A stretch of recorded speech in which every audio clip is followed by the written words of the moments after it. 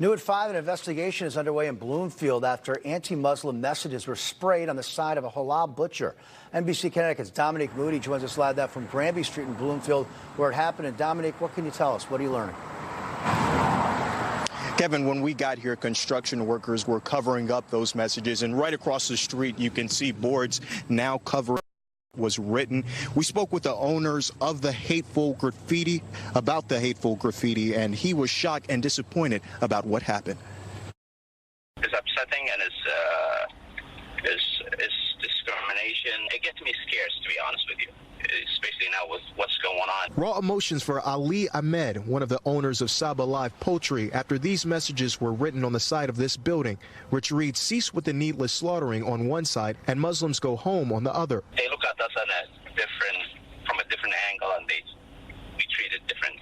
The defacing comes weeks after a cow escaped from inside the business, only to be captured and killed behind the Home Depot across the street. Bloomfield PD says officers were dispatched to Granby Street after reports of hate speech on the side of the building. It kind of is very sad to see, especially because it's in a very busy street and a lot of Muslims are going to drive by, including my kids.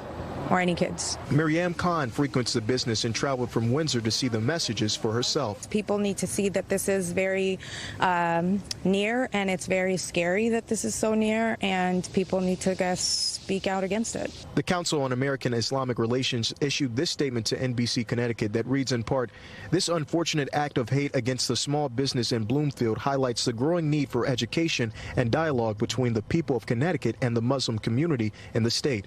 For Muslim Americans locally, Connecticut is the place we call home, and we welcome the opportunity to talk to our neighbors and address this hate and misinformation head on." Saba's owner and customers are asking for the public to come together to learn about one another instead of spewing hate. I would just encourage you to go meet a Muslim and make a relationship, make a friendship, try to figure out what we're about, because that's clearly a very misjudgment based on something they've seen online.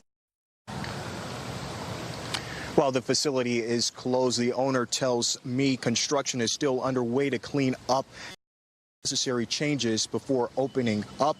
No word yet on the official date. Now, coming up tonight at 6, we'll hear from elected officials and others about what exactly happened. Right now, we are live in Bloomfield. Dominic Moody, NBC Connecticut News.